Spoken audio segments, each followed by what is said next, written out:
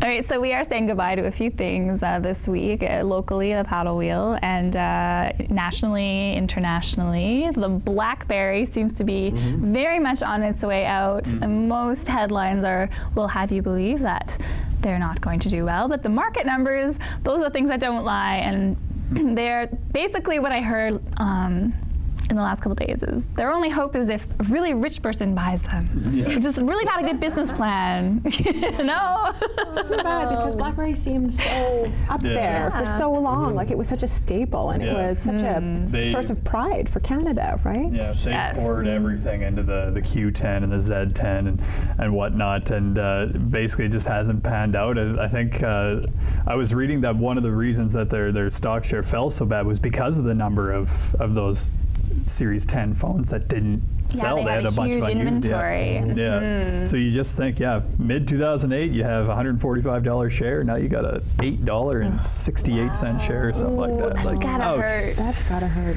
I have a theory. I think this is all, and I've been saying this for years, this is just the beginning. This whole cellular telephone thing, just a fad. Just a fad. So they're on their way out, one company at a time. You know what saddens me, and I know I'm overgeneralizing here, but like, what Canada can't you get it together? Yeah. Like, we come up with a good idea, like the IMAX. It's as big as like 10 school buses. It's the coolest thing ever. Then the Americans have to buy it from us. Tim Hortons. Americans had to buy it from us. Blackberry. I will say. I will say that Callie, like going to school at UND, is pumped that there's going to be a Tim Hortons built just off of campus. She's thrilled about that. So in that regard, she's thrilled. But yes, I can see your point. All these great Canadian ideas, and they're just. We're so happy to trade Zellers for Target, but I love Zellers. Like I thought it had that great. What do we have left? Well, there's the Canadarm that we can still. They're never going to take that from us.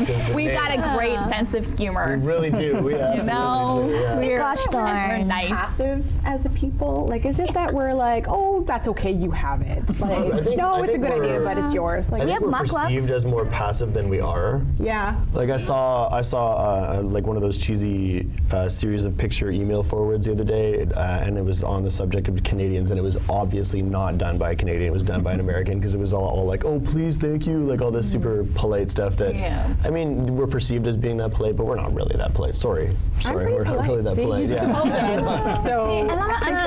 I'm not so sure that we're so polite, or maybe we are in certain instances, but you guys were talking about customer service in the newsroom this week, and there's not a lot of politeness going on that end. There really isn't, no. There's an extreme. There's way too customer service-ish, and then there's the complete opposite of that. So you walk into some bookstores and you get asked 15 times, what are you looking for? What can I help you find? And to me, going to a bookstore is a private, personal experience. Absolutely. I like to go and just look at the covers and read. And especially when you go into a few of those sections, it gets very private. Yeah, exactly. And I don't want some employee coming to see that I'm really like looking through the Judy Bloom section. Exactly. So I feel like a jerk when I'm like, no, I'm good for the 5th time. I'm good. You're looking for 50 Shades, I know. And then when I do want help, I'm like, oh, I can't ask now. I'm a big jerk. I have to go to another store. So I think it's working against them, right?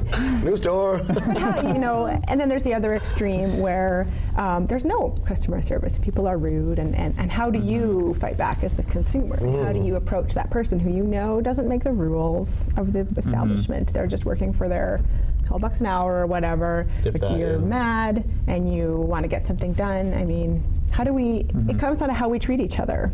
Yeah.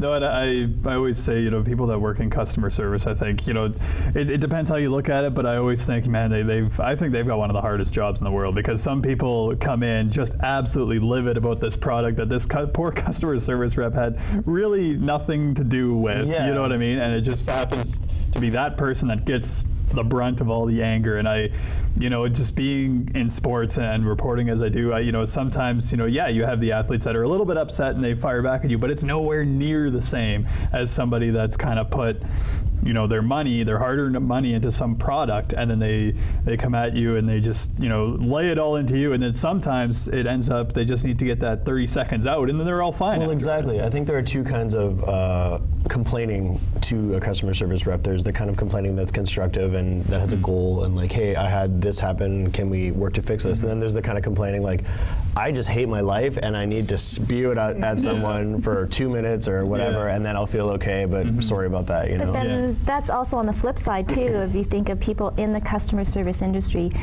And I think too, it's really hard to find good people like that now. I mean, it's unfortunately, it's usually people that are just at their last ends of means, and okay, I'll take a work in a store or something like that. But sometimes they are the ones that really hate their job and don't want to give you the time of day too. So there's that kind of confrontation. But I think really retail is really hard to find people that are good. Just coming back from Vegas and you go into these high-end stores. And, you know, they peg you right away, you know. It's like the whole pretty woman syndrome, and it's so funny because they just turn their backs or their noses, and even if you want to look at something, you have to almost like come right up into their face. You have to be in there with Richard Gere, and then they Well, I know, and I was looking for him. I was looking for him. Really. It's too bad. And then you go into a store where they're just dying for a sale, and they're just on you like a leech, and everywhere you go, they're, it's just, Well, that's the and that's the thing that I thought of when you said that someone's bothering you 5 times. Like, I don't think that they're giving you over customer service. I feel like they're trying to sell you or upsell you, and that's what I can't handle. Is like, as I want good customer service. If I go to a restaurant, I worked in the service industry for a long time as well, and so. And I gave people really good service, so I expect it now as a customer. And so when I have a pile of dirty dishes on my table that no one's coming to get, I get really irritated. So you do, okay, because I have a friend who worked as a server for a long time, and he is the exact opposite. He will make excuses until the cows come home for bad service from other people. He gets super, like if someone gives less than a 20% tip on any service, even if the waiter comes to the table and punches him in the throat, and he gets any less than 20%, my friend will feel so bad for the guy. Just, you know. I guess I'm kind of on the same lines as your friend a little bit. I worked in the service industry, and I worked in retail and bartending and serving and all of that, and I just feel sympathy, not sympathy, but I feel like I'm with you, I'm on your side, server. Like, I can see things are busy, I can see you're short-staffed, I know you didn't plan this, so I'm cool. Like, I'm not a customer you need to worry about. In general, are we more apt to be apologetic for a restaurant server if they're rushed or whatever, we'll excuse them, but if there's rudeness or whatever in a retail store, we are indifferent to that? Like, I don't know. Personal experience is that people are jerks on either side. Like, I remember when my last serving in jobs, I was pregnant, I was really busy, I was running around like a crazy person, and I was pretty okay at my job. People are still jerks. People still don't want to wait. So, you know, like, people will find something to complain about.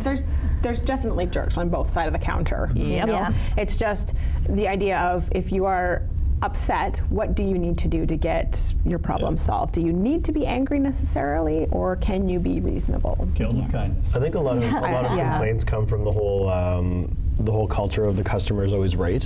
When I was in university, a friend of mine had this underground zine, which was this little magazine that had been photocopied and passed around.